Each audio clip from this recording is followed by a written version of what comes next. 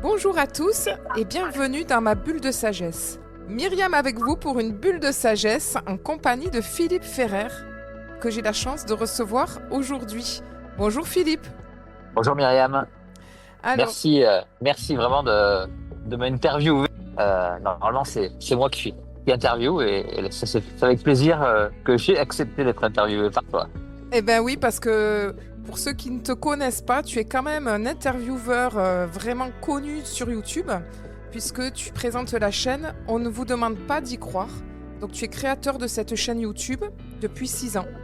C'est ça. Et dans cette chaîne YouTube, tu interviewes régulièrement des personnalités, tu nous en parleras tout à l'heure, qui se trouvent plutôt dans le domaine du développement personnel et de la spiritualité, c'est bien ça?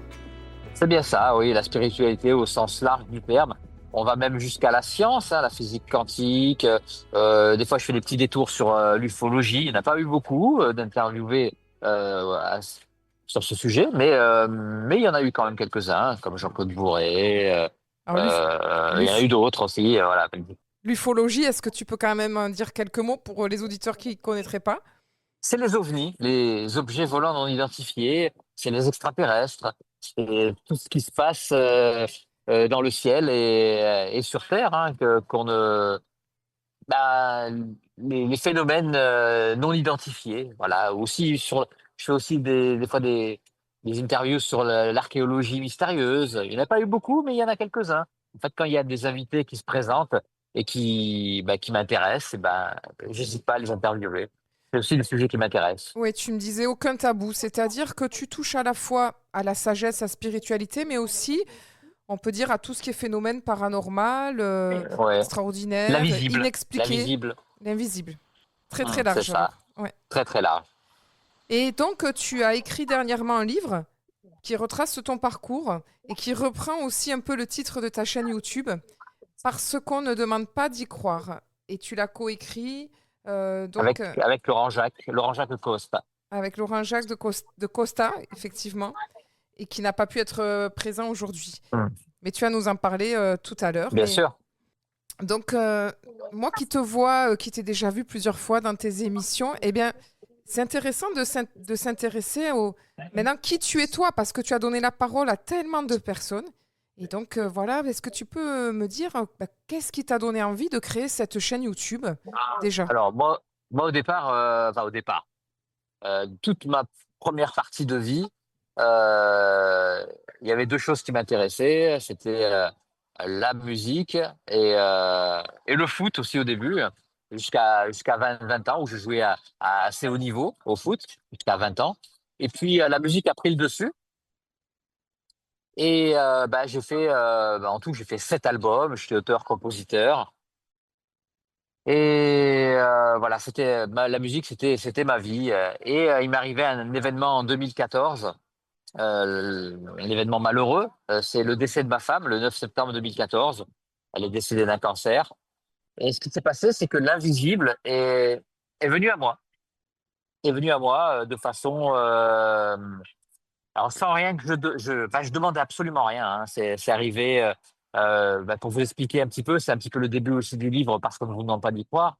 Oui. Le jour de l'enterrement de ma femme, il y a une médium qui vient me voir, alors que c'est pas que j'y croyais pas, mais je m'y intéressais pas du tout, hein. C'était comme ça, j'étais ouvert, mais pas intéressé. Et elle me dit, tu sais, Philippe, on se connaît pas, mais j'ai vu ta femme dans le cercueil, le corps de ta femme, et je l'ai vu partir dans la lumière très très vite et très énervé. Et moi, j'étais très surpris de cette rencontre. Et elle me dit, ouais, je suis la femme de ton copain. C'est un copain qui était venu à l'enterrement, évidemment. Et elle me dit, voilà, elle est partie très énervée. Elle m'a parlé de libellule. Et voilà. Donc, tu crois ou tu crois pas. Voilà. Si tu veux communiquer avec elle, eh ben, on peut communiquer via Messenger ou via d'autres réseaux. J'ai dit, ok, ok. J'étais très surpris de ça. Et ça m'a fait quand même du bien. Et une semaine après, j'ai voulu communiquer donc avec ma femme. Par curiosité, j'étais quand même dans la peine, j'étais dans les questions, et j'ai contacté cette médium et j'ai pu parler entre guillemets avec ma femme. Mais je ne sais. je suis incapable de dire si c'était vraiment elle ou pas, parce que j'étais encore pas dans le déni, mais je me demandais si vraiment ça existait, ce contact avec l'au-delà. Et je me suis trouvé comme on appelle, à une espèce de croisée de chemin où j'avais le choix entre euh, vraiment m'effondrer, poser des questions qui n'auront jamais de réponse, vraiment ce chemin-là, ou alors recommencer ma vie de zéro. Et en fait, c'est ce que j'ai fait. Mais vraiment, quand je dis de zéro, moi, c'était assez radical puisque j'ai tout changé chez moi. C'est vraiment bah, pour te donner un exemple, je dormais du côté droit et je dors du côté gauche. Tu vois, je voulais tout changer. Je repeins tout à la maison. Et je me suis dit, bah, je voudrais quand même garder un souvenir de ma femme, mais pas un mausolée, pas un hôtel consacré à ma femme. Je voulais pas une hôtel, ou un ou une, bon, bref, on s'en fout. Un hôtel. Et un hôtel, ouais, je sais. Et, euh, et j'ai appelé donc cette médium et je lui ai dit, est-ce que tu es en contact avec ma femme, avec Marie-Paul? Et qu'est-ce que je pourrais garder d'elle? Et elle me dit, bah, écoute, je sais pas, c'est comme le jour de l'enterrement, elle me parle de libellule. Ah, je sais pas, écoute, moi, je suis pas taxidermiste, j'ai pas de collection de libellules, j'ai pas collection d'insectes. Et ce jour-là, j'ouvre un tiroir et je trouve un petit portrait de ma femme dans un petit cadre. Je me dis, ah, tiens, je ne le connaissais même pas, ce portrait. Et dans ce portrait, elle a 14 ans, c'est une photo, elle a 14 ans. Et autour de ce portrait, je vois deux libellules nacrées, gravées dans le cadre. Et je me dis, waouh, c'est peut-être ces libellules-là dont elle parlait. Et donc, et je me suis dit, waouh, ça existe. J'avais vraiment deux libellules chez moi. Et donc, je me suis dit, ah, waouh, elle avait raison. Et là, je me suis dit, non, c'est que ça doit exister. C'est invisible. Ma femme est ailleurs. Elle est là. T'as fait passer un Et message, en fait. elle m'a fait passer un message. Et là, je me suis dit, waouh, c'est incroyable. Et j'ai commencé à regarder des vidéos, à m'intéresser plus sur ce sujet, surtout les expériences de mort imminente. Et après, comme je te disais, il y avait quelqu'un qui venait. Enfin, j'ai voulu tout changer chez moi. Il y a quelqu'un qui venait faire des travaux chez moi, un ami à moi. Parce que moi, j'ai deux mains gauches. J'étais incapable de faire des travaux. Et il me dit, c'est un pote que je connaissais depuis au moins 15 ans, 20 ans même, qui était musicien. Et il me dit, tu sais, la mort, c'est rien. J'ai jamais dit à personne, mais je suis, euh, je suis tombé de vélo quand j'avais 15 ans et je suis parti très très loin de mon corps. Je suis monté très haut et qu'est-ce qu'on était bien. Et on m'a fait revenir alors c'est ces mots, hein, un coup de pied au cul pour me dire non, non, mais c'est pas ton heure et tu retournes dans ton corps. Et il me dit, mais qu'est-ce qu'on est bien là-haut. Et, et je suis revenu. Mais j'en ai jamais parlé à personne, même pas mon frère. Après, j'ai fait pour entrer à France 3, j'ai fait une audition et on était deux à être pris dans cette audition. Il y avait donc moi, évidemment, j'ai été pris pour faire des chroniques musique parce que ma vie de musicien, c'était ça. Ma vie, j'étais connu en tant que musicien. Et une autre personne qui s'appelle Vanina Chirinsky, qui a été prise pour être chroniqueuse d'art. Et cette femme a fait 4 expériences de mort imminente. Et on s'est évidemment liés d'amitié. Maintenant, c'est devenu une très grande médium et on est amis. Mais voilà, tout ça, tout est venu à moi d'un coup. Ma cousine Germaine, peut-être la personne en qui j'ai le plus confiance, c'était vraiment tout ça dans les premières années. Hein. La première année, se met à faire de l'écriture automatique, alors qu'elle n'était pas du tout médium au départ. Mon cousin aussi se met à faire de l'écriture automatique. Donc, on contacte nos défunts, notre famille, nos amis, et et voilà. Et puis même le hasard, tu vois, j'ai commencé ma chaîne en 2019, une fois que mon émission de chroniqueur, où j'étais chroniqueur musique, s'est arrêtée, et ben, j'ai voulu faire une chaîne YouTube comme ça, parce que j'ai été aidé beaucoup par les chaînes YouTube de beaucoup de personnes. C'était pas aussi peut-être par égoïsme, parce que je me disais, je vais essayer de contacter des médiums, des thérapeutes, des gens qui travaillent avec l'énergie, et pour avoir mes réponses, les réponses à mes questions.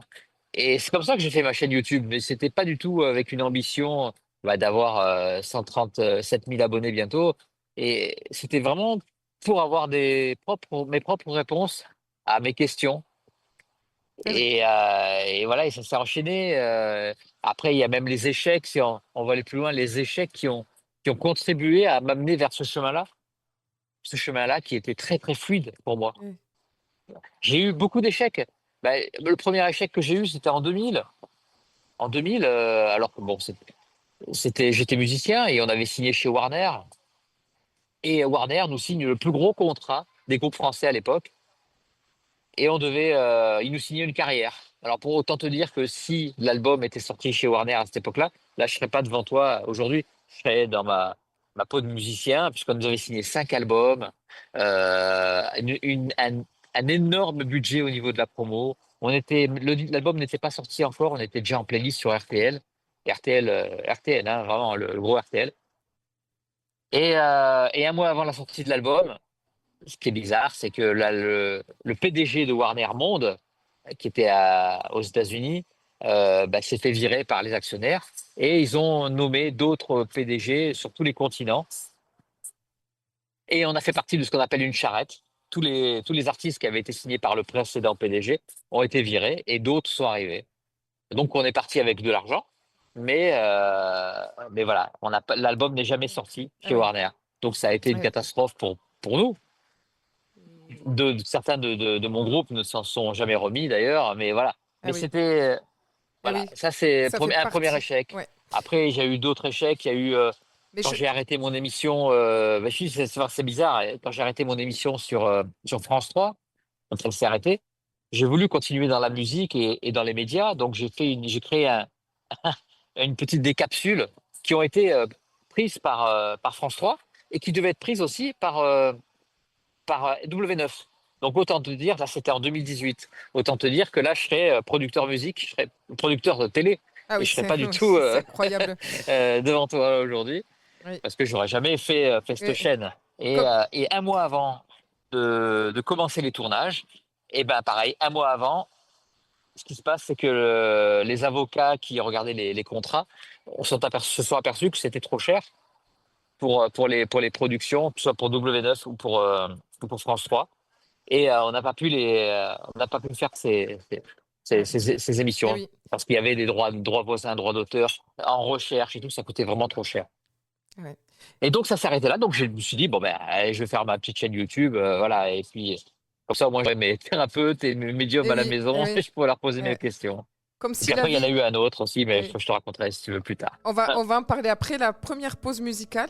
Je te propose de prendre notre première pause. Justement, on parlait de musique. Et nous allons nous retrouver tout de suite après. Myriam avec vous pour une bulle de sagesse en compagnie de Philippe Ferrer. Donc, Philippe Ferrer, créateur de la chaîne YouTube avec maintenant des milliers, si je peux dire, même peut-être plus d'abonnés pour la chaîne. On ne vous demande pas d'y croire. Et donc, Philippe, peux-tu nous partager ton parcours? Qu'est-ce qui t'avait amené à créer cette chaîne YouTube et qui finalement, bon, tu as commencé un peu ta quête avec, on va dire, un événement douloureux, la perte de ton épouse, C'est ça. voilà, qui t'a ouvert les yeux au monde de l'invisible. Et puis, tu nous partageais aussi ton parcours d'ancien musicien qui avait quand même des possibilités à la télé, etc. Tout s'est fermé d'un coup, comme si la vie te disait, bah, maintenant, tu as autre chose à faire. C'est comme ça C'est c'est- que tu le c'est vois? exactement ça. C'est exactement ça. Et d'ailleurs, en écriture automatique, avec ma cousine Germaine, comme je te disais, on faisait l'écriture automatique. J'avais posé la question à ma cousine, enfin ma cousine à Marie-Paul, ma femme. Je lui dis, mais pourquoi tu es partie? Tu avais que 40, 42 ans. 42 ans, elle n'avait pas 43 ans. Pourquoi tu es parti si tôt? Là, tu m'as enlevé un bras, j'étais encore dans la peine. Et en écriture automatique, on a été surpris, ma cousine et moi, elle marque, c'est pour que tu avances. Et je t'avoue que moi, ça m'a choqué. Ça m'a choqué. On n'a plus fait d'écriture automatique pendant, allez, 2, 3 mois. Parce que c'est culpabilisant. Mais avec le recul, je me dis, mais c'est incroyable, ma vie, comme elle a changé. Euh, et elle avait raison, effectivement. Tu me donnes le choix encore maintenant. Je me dis, mais non, je préfère rester, je préfère qu'elle soit vivante et Oui, continuer ma vie avec Marie-Paul, ma vie d'avant. oui, Mais ma vie maintenant, elle est merveilleuse. Je oui, suis heureux. oui, J'ai vécu des choses que je n'aurais pas vécues s'il n'y avait oui, pas eu ça. Peut-être que c'est mon chemin de vie. oui, Peut-être c'est ce qu'il fallait que je fasse. Peut-être que c'était prédestiné. oui, Je me pose parfois. toujours cette question, Oui, je hein, comprends. évidemment. Je comprends tout à fait. Parfois, la vie nous enlève des gens voilà, très très chers. On ne comprend pas, c'est brutal. Et pourtant, il y a peut-être quelque chose effectivement à grandir et qu'on n'aurait pas pu faire avec cette personne. Je l'entends tout à fait. Exactement, c'est Et, ça. et tout à l'heure, tu nous disais que la première médium t'avait dit qu'elle avait une colère, ton épouse. Est-ce que tu as compris Ouais. après de quoi elle était en colère? Alors oui, j'ai compris parce que elle était encore dans son, elle était, elle était encore dans la matière quand elle est partie. C'est parce que c'était au moment où elle est partie. Et quand elle est partie, elle me dit qu'elle est. Faut dire, ma vie, elle était, c'est un peu bizarre, mais on venait d'adopter un petit garçon qui Ah oui, avait à l'époque pas encore 3 ans quand elle est décédée. ah oui, Et et c'était un petit peu un aboutissement pour elle d'avoir un enfant, parce qu'on essayait d'en avoir un, on n'arrivait pas, il n'y avait aucun problème de elle et de moi, mais pourtant on n'arrivait pas à avoir d'enfant. Et on a eu ce petit garçon, et on était les plus heureux du monde. C'est comme si on nous avait fauchés en plein bonheur. ah oui. Et je comprends très bien parce que cette colère, je l'avais moi aussi. C'était une colère. Ouais, Bah, c'est inexplicable. On en veut à la terre entière, mais la terre entière n'y peut rien. Mais c'est comme ça. oui. Voilà, Mm. voilà. Et cette colère, je l'ai compris pour ça, comme ça. Mais après, en écriture automatique, elle m'a raconté qu'elle était apaisée, que c'était justement que c'était parce qu'elle était encore très proche de la matière et elle avait encore de l'ego, elle avait encore ce sentiment de colère. Voilà. Oui. C'est ça. Ah ouais. Donc aujourd'hui, ton petit garçon, après, tu t'es occupé quand même seul de ton petit Ah bah oui. garçon? Eh oui, Et je m'en occupe toujours seul. eh oui. Il a 14 ans maintenant et bientôt 15. Ben, mais voilà, c'est un petit garçon qui est très heureux et que j'essaye de m'occuper de lui le mieux possible. Ouais. C'est un sacré parcours. Donc, tu t'es retrouvé ensuite à faire cette chaîne YouTube. Donc, tu as dit depuis 6 ans. C'est 6 ans, ouais, c'est ça. Et tu as rencontré, alors, est-ce que tu as envie de nous dire un peu les personnalités qui t'ont marqué? Qu'est-ce que tu aurais Voilà. appris à travers ces Ben, rencontres? ce que j'ai appris, ben, j'ai cheminé, on va dire. J'ai cheminé, j'ai appris beaucoup de choses. J'ai eu des réponses à mes questions. Souvent, les réponses à mes questions, eh ben, elles évoluent toujours en fonction des réponses que j'ai de la part de mes invités. Certaines ont été retranscrites dans le premier livre qu'on a fait avec Laurent Jacques, Parce qu'on ne vous pas d'y croire. C'est celui-là dont on parle, là, Oui, qui est sorti en livre de poche, là, c'est chez là maintenant. Brochet. Mm. Je- voilà, mais j'évolue tout le temps, en fait, en fonction des réponses que j'ai. Souvent, quand j'ai des invités, il y a des réponses qui sont similaires par rapport à d'autres invités. Et il y a des fois des trucs qui font écho par rapport à ce que je vis aussi au moment présent. Et je me dis, waouh, elle a tellement raison. Ou alors même des personnes que je rencontre dans la rue, ça peut être des personnes lambda, des amis aussi, qui des fois ont des fulgurances en m'apportant des réponses. J'écoute beaucoup les gens maintenant. C'est peut-être ce que j'ai appris aussi à écouter, à écouter parler et aussi à écouter ma petite voix intérieure, Oui, à écouter mon corps. Euh, je me suis aperçu que notre corps était un pendule, que qu'on réagissait vraiment. On avait nos réponses en écoutant notre corps. Et ça, bon, c'est très très dur à faire. Et j'essaie de le faire de plus en plus. Maintenant, j'ai ce réflexe-là quand j'ai une décision à prendre, quand j'ai un oui ou un non à donner. Et j'ai souvent est-ce que j'ai cette petite boule au ventre ou pas? Est-ce qu'il y a quelque chose qui me freine un petit peu? Quelle était ma vraiment première impression? Parce que c'est la toute première qui compte. Voilà, tout ça, j'ai appris à le, à d'accord. l'identifier. Et ça, c'est très, très dur. Je pense qu'on l'a tous naturellement au départ, mais notre ego, des fois, prend le dessus et il veut nous protéger tellement bah, qu'il nous emmène vers le chemin le plus simple, vers le chemin le moins risqué, Oui. où on va pas prendre de risques. Mm. Il veut nous protéger, cet ego. Et heureusement qu'il est là. Mais parfois, il faut savoir prendre des risques pour, pour aller plus loin, peut-être pour aller vers Mm. ce qu'on a demandé avant d'être incarné. En tout cas, c'est vers ça que je tends. Bien sûr, je me plante encore, hein, évidemment, hein, mais je tends toujours vers ça. Et plus je tends vers ça, plus le chemin est fluide et plus il m'arrive des belles choses. Voilà. Bien, merci Philippe, je vais te proposer une deuxième pause musicale pour nous Mhm. retrouver dans la dernière partie de cette émission tout de suite après. Myriam avec vous pour une bulle de sagesse en compagnie de Philippe Ferrer.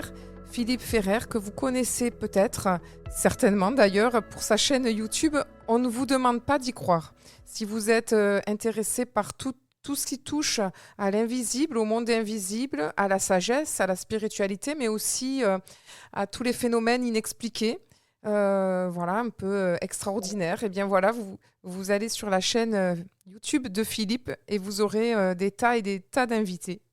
Alors Philippe, tu nous as partagé ton parcours très touchant qui t'a amené à t'intéresser à tout ce monde-là. Et donc tu nous as parlé des échecs, mais aussi Ouais. tout à l'heure, là, on terminait sur les risques à prendre. J'ai trouvé ça très Mhm. très juste ce que tu disais, l'ego nous protège. Parfois des décisions peut-être un peu précipitées et qu'il faut l'écouter. Mais il faut aussi Ouais. écouter sa petite voix au fond qui peut nous amener à prendre des risques. Est-ce que tu pourrais Et, nous dire quel risque tu as pris toi? Est-ce que par bah, exemple écrire le livre, c'était quelque chose alors, écrire le livre, c'était, on va dire que ça fait partie des synchronicités que j'ai eues. Faut dire que à 100 mètres de chez moi, habitait quelqu'un que je ne connaissais absolument pas, qui s'appelle Laurent-Jacques Coste. Je le prononce à la française, comme ça tout le monde comprend. J'ai du mal. Laurent-Jacques Costa, voilà. Oui, Nous on dit Laurent-Jacques Coste, voilà, ouais. qui est auteur, quelqu'un qui travaillait au CNRS, qui était donc un scientifique, et qu'on nous a présenté qu'un ami intime, un ami qui travaille toujours avec ma chaîne, Cyril, et qui nous a présenté parce que lui voulait faire hasard, hein, c'est le hasard, il voulait faire un documentaire, il voulait écrire un documentaire sur les expériences de mort imminente, mais il voulait l'écrire de la façon scientifique, du côté, de côté tout ce qui est produit lors des expériences de mort imminente, c'est le produit du cerveau. Il n'imaginait pas du tout que la conscience était extraneuronale, Ouais, etc., ouais, ouais, etc. ouais, ouais. Et donc, Cyril m'a présenté euh, comme quelqu'un qui connaissait beaucoup de personnes qui ont fait des expériences de mort imminente. Effectivement, j'en connaissais beaucoup. Et il voulait un peu les interviewer, il voulait les interroger pour faire son documentaire. Et on s'est retrouvés à la Paillote, d'ailleurs pas loin d'où on est là maintenant, en maillot Ouais, de bain. À l'époque, j'avais les cheveux ouais. bleus, Eh oui, donc il a été très très surpris, lui le scientifique, de voir un hurluberlu comme ça qui arrivait. Et il y a coiffé une un peu à amitié la qui est née, punk. il y a une amitié qui est née entre nous. Et il a commencé à s'intéresser à ma chaîne, à apprendre des livres, parce que je reçois énormément de livres, à s'intéresser aux expériences de mort imminente, mais pas que. Et il y a vraiment cette amitié qui est née. Et je lui ai proposé de faire un livre parce que lui, il était auteur, moi, je n'écrivais pas. Et il m'a dit non au départ. Il m'a dit non, mais non, je vais passer pour un fou. J'étais au CNRS, n'oublie Ah oui, pas. un Et en illuminé. fin de compte, voilà, ouais. En même temps, un mois après, il m'a dit, écoute, Philippe, ton histoire m'intéresse vraiment. On va vraiment le faire, ce livre. Et ça a été d'une fluidité incroyable. Et on a été signé par le Lotus et l'éléphant, Hachette, donc Ah oui. assez rapidement. Et l'aventure, elle est partie. Il m'a suivi durant tout ce périple. Il m'a suivi et on a fait un deuxième livre qui s'appelle Le scientifique face à l'invisible. Là, c'est plus son côté à lui, le côté scientifique, mais c'est le parcours qu'il a fait avec moi, parcours dans l'invisible. Et il a changé complètement son fusil d'épaule. C'est plus quelqu'un qui ne croyait plus. Maintenant, il s'interroge et lui-même a connu des expériences qui l'ont retourné, quoi. Donc voilà, alors je sais pas, c'est peut-être le chemin que j'ai choisi, la vibration du moment qui a fait que j'ai rencontré Laurent Jacques. On a continué notre chemin vers quelque chose qui nous amène vers tout ce que j'ai fait, là, tout ce que je fais en ce moment. Et là, la chaîne continue à évoluer. J'ai d'autres projets. Voilà, c'est une suite logique. Je ne veux pas dire que c'est une erreur ou que c'est l'enthousiasme qui qui appelle l'enthousiasme, la joie, qui vibre et qui appelle des synchronicités qui font que, bah, le chemin devient fluide et vers des choses qui nous animent et les rencontres qui nous animent et des réponses qui nous animent. Et voilà, c'est comme ça. J'ai écouté mon corps aussi pour dire, bah oui, oui, je vais le rencontrer, ce scientifique, même s'il croit en rien. Voilà, c'était premier truc. Après, je me suis dit, oh là là, je vais rencontrer un mec. Mon ego disait, oh là là, il va croire en rien, ça va m'énerver. Mais non, j'y suis allé quand même. Voilà, Eh ouais, ah c'est ouais, ça. ah ouais, c'est ça. Et est-ce qu'il y a d'autres risques, par exemple, que tu vas prendre là Bah, alors, les risques, oui. Alors, les risques que je prends, c'est pas des risques là, mais maintenant, je peux faire des animations aussi de, d'événements avec des médiums et tout ça. Au départ, j'étais pas du tout là-dedans, mais on me propose de faire ça et je me suis dit comme j'ai pas de revenus parce que je travaille toujours à la banque postale, mais je me suis mis à mi-temps et j'ai pas de revenus Ah, à part YouTube. tu es conseiller à la Banque Postale. Je suis pas conseiller, je travaille dans un bureau au service surendettement pour t'imagines, mais je travaille à Ah, mais mi-temps. on le Vraiment savait le pas bureau. ça c'est intéressant. Ouais, oui, bah oui, la chaîne YouTube, elle me donne pas assez de revenus pour pouvoir vivre complètement de Ben ma oui, chaîne. oui, Donc, voilà, je vis uniquement à mi-temps de la banque postale. Je travaille une semaine sur deux. Je travaille évidemment pour ma chaîne la semaine, pendant tout le temps en fait.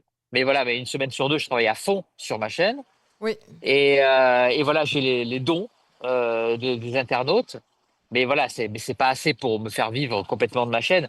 Donc, j'ai les autres revenus que je peux avoir, c'est animer aussi des événements. Et bon, j'en ai fait déjà deux, hein, mais c'est pas voilà, c'est pas assez pour vivre vraiment de ma chaîne. Pour l'instant, je continue comme ça. Mais voilà, c'est des petits des trucs que je me suis dit, ouais, je suis pas fait pour ça, mais est-ce que je vais le faire quand même? Eh ben oui, je le fais. Et d'ailleurs, ça se passe bien à chaque fois. Donc, pareil, quand tu sais, quand j'ai commencé à faire mon émission sur France 3, Mission Musique, bah, j'étais pas du tout animateur, j'étais pas du tout là-dedans. J'étais musicien, moi. Et j'ai eu ma petite voix qui m'a dit fais-le quand même, de toute façon, on prend un risque, on verra bien. Et ça s'est très bien passé et j'ai pris goût à animer, à faire des interviews.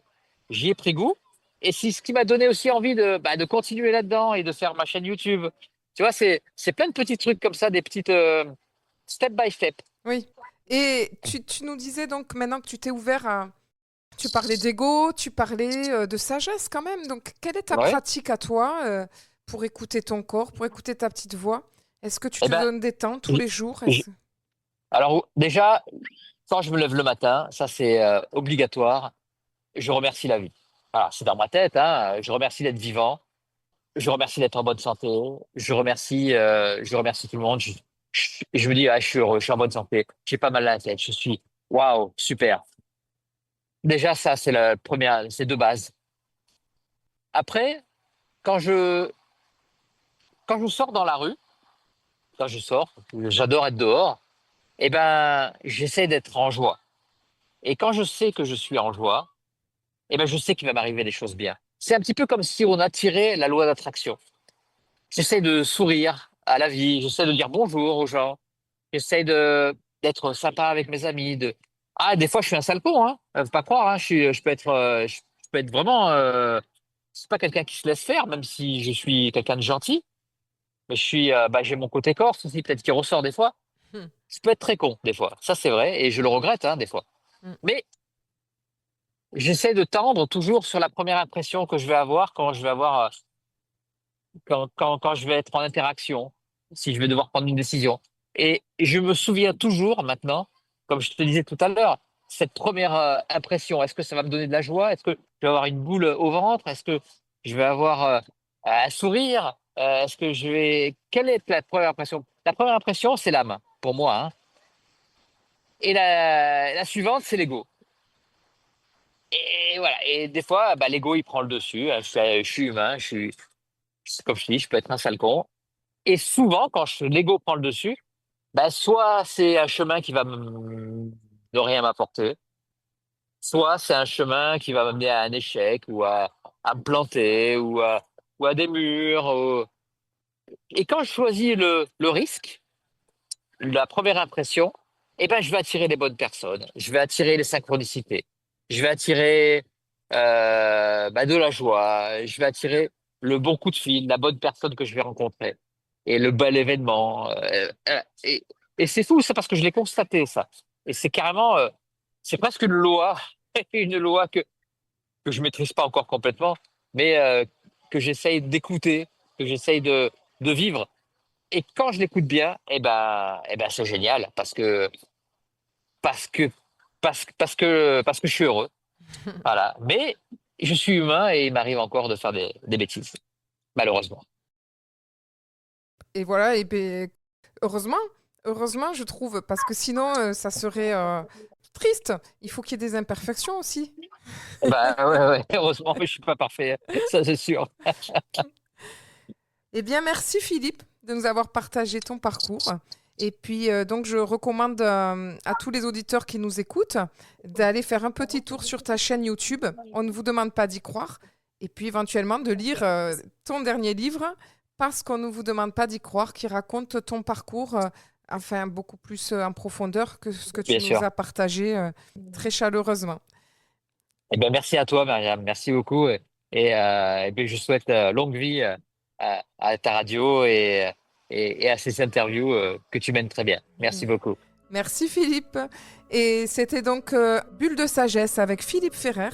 Et quant à moi, je vous donne rendez-vous la semaine prochaine pour une prochaine interview avec un autre auteur. Et ça, ce sera la surprise. Belle semaine à tous. Merci beaucoup.